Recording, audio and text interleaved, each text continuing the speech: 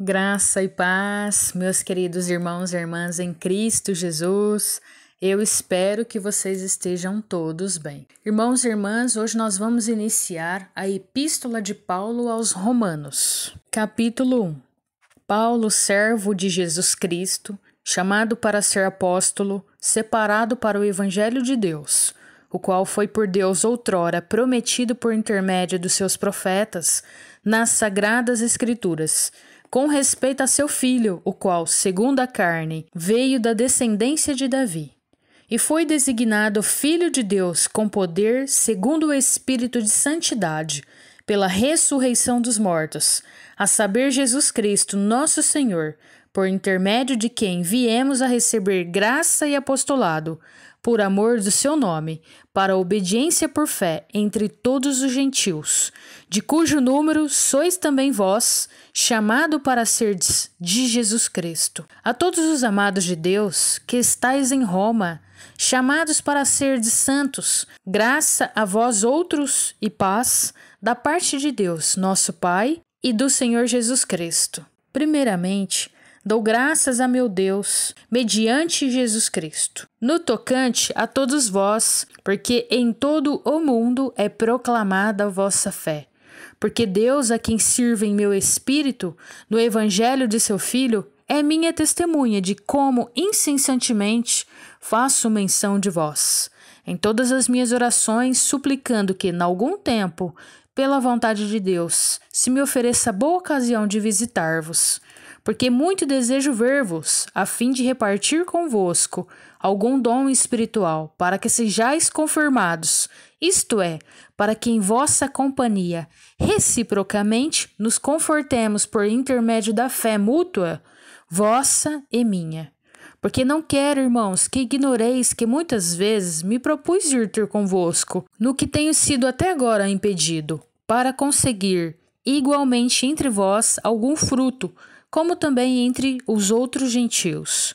Pois sou devedor tanto a gregos como a bárbaros, tanto a sábios como a ignorantes. Por isso, quanto está em mim, estou pronto a anunciar o Evangelho, também a vós outros em Roma. Pois não me envergonho do Evangelho, porque é poder de Deus para a salvação de todo aquele que crê, primeiro do judeu e também do grego.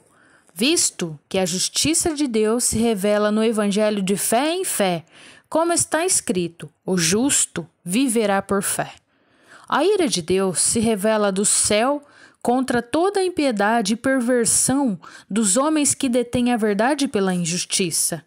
Porquanto o que de Deus se pode conhecer é manifesto entre eles, porque Deus lhes manifestou. Porque os atributos invisíveis de Deus, assim o seu eterno poder, como também a sua própria divindade, claramente se reconhecem desde o princípio do mundo, sendo percebidos por meio das coisas que foram criadas. Tais homens são, por isso, indesculpáveis. Porquanto, tendo conhecimento de Deus, não o glorificaram como Deus, nem lhe deram graças. Antes, se tornaram nulos em seus próprios raciocínios, obscurecendo-se-lhes o coração insensato. Inculcando-se por sábios, tornaram-se loucos e mudaram a glória de Deus incorruptível em semelhança da imagem de homem corruptível, bem como de aves, quadrúpedes e répteis. Por isso Deus entregou tais homens à imundícia, pelas concupiscências de seu próprio coração, para desonrarem o seu corpo entre si, pois eles mudaram a verdade de Deus em mentira, adorando e servindo a criatura, em lugar do Criador, o qual é bendito eternamente. Amém. Por causa disso, os entregou Deus a paixões infames, porque até as mulheres mudaram o modo natural de suas relações íntimas por outro, contrário à natureza. Semelhantemente, os homens também, deixando o contato natural da mulher, se inflamaram mutuamente em sua sensualidade, cometendo torpeza homens com homens e recebendo em si mesmos a merecida punição do seu erro. E por haverem desprezado o conhecimento de Deus, o próprio Deus os entregou a uma disposição mental reprovável para praticarem coisas inconvenientes, cheios de toda injustiça, malícia, avareza e maldade, possuídos de inveja, homicídio, contendas, dolo e malignidade, sendo difamadores, caluniadores, aborrecidos de Deus, insolentes, soberbos, presunçosos, inventores de males, desobedientes aos pais, insensatos, pérfidos, sem afeição natural e sem misericórdia. Ora, conhecendo eles a sentença de Deus, de que são passíveis de morte, os que tais coisas praticam, não somente as fazem, mas também aprovam os que assim procedem. Capítulo 2. Portanto, é indesculpável o homem quando julgas quem quer que seja, porque no que julgas a outro, a ti mesmo te condenas, pois praticas as próprias coisas que condenas. Bem sabemos que o juízo de Deus é segundo a verdade contra os que praticam tais coisas. Tu, ó homem, que condenas os que praticam tais coisas e fazes as mesmas, pensas que te livrarás do juízo de Deus?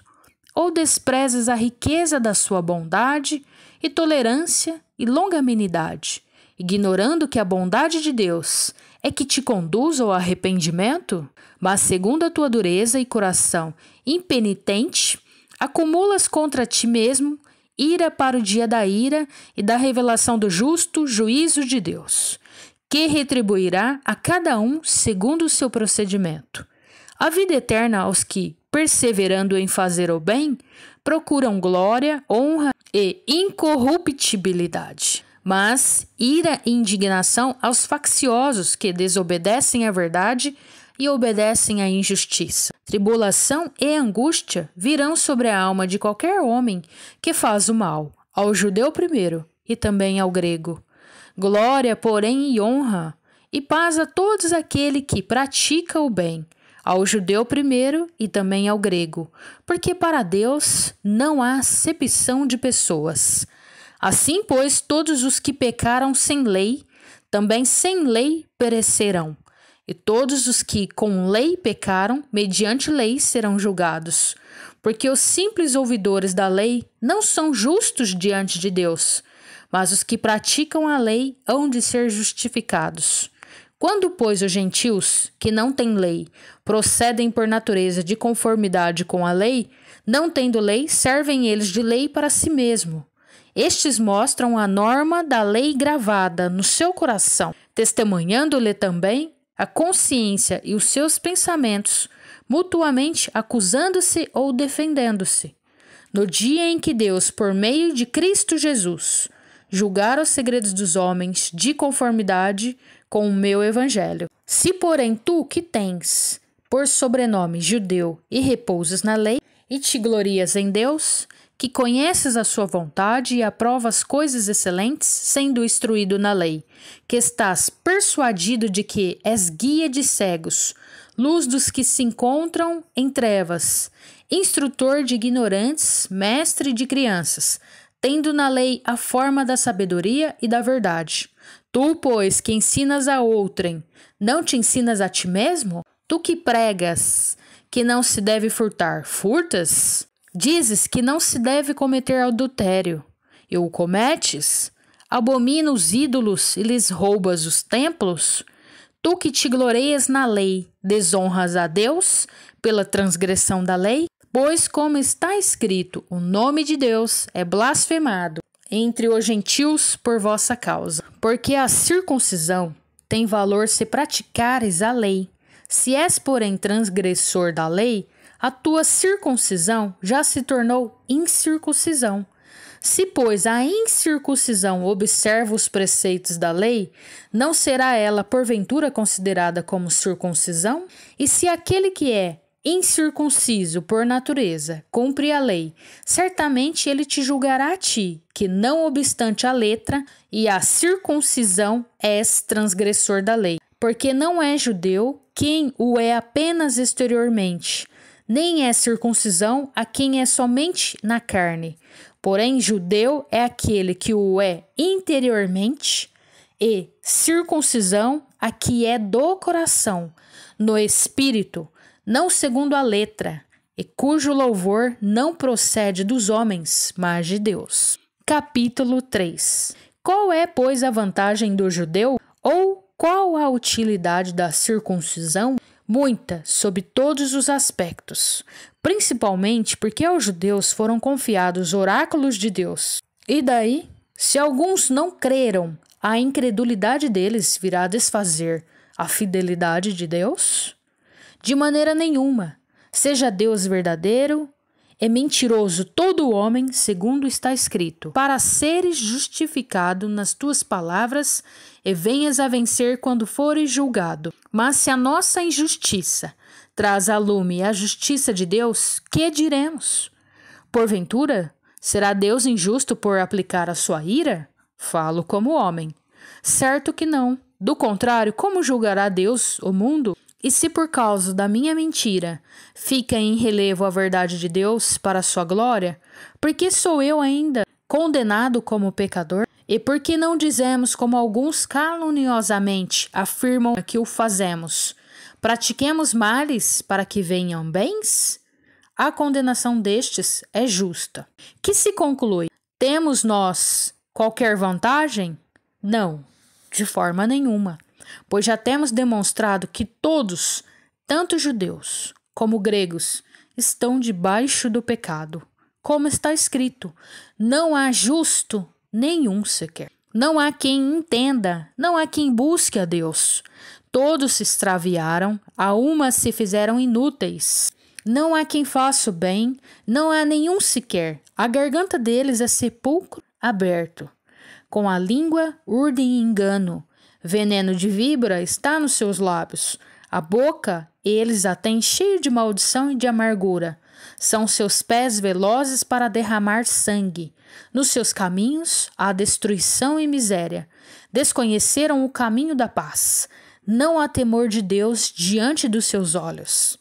Ora, sabemos que tudo o que a lei diz, aos que vivem na lei, o diz para que se cale toda a boca, e todo mundo seja culpável perante Deus, visto que ninguém será justificado diante dele por obras da lei, em razão de que pela lei vem o pleno conhecimento do pecado. Mas agora, sem lei, se manifestou a justiça de Deus, testemunhada pela lei e pelos profetas, justiça de Deus mediante a fé em Jesus Cristo, para todos e sobre todos os que creem, porque não há distinção, pois todos pecaram e carecem da glória de Deus, sendo justificados gratuitamente por sua graça, mediante a redenção que há em Cristo Jesus, a quem Deus propôs no seu sangue como propiciação mediante a fé, para manifestar a sua justiça, por ter Deus, na sua tolerância, deixado impunes os pecados anteriormente cometidos, tendo em vista a manifestação da sua justiça no tempo presente, para ele mesmo ser justo e o justificador daquele que tem fé em Jesus. Onde, pois, a jactância? Foi de todo excluída? Por que lei das obras? Não, pelo contrário, pela lei da fé. Concluímos, pois, que o homem é justificado pela fé, independente das obras da lei. É porventura Deus somente dos judeus? Não é também dos gentios? Sim, também dos gentios, visto que Deus é um só, o qual justificará por fé o circunciso e mediante a fé o incircunciso. Anulamos, pois, a lei pela fé? Não, de maneira nenhuma. Antes, confirmamos a lei. Amém, irmãos? Glória a Deus. Até os próximos capítulos. Deus abençoe.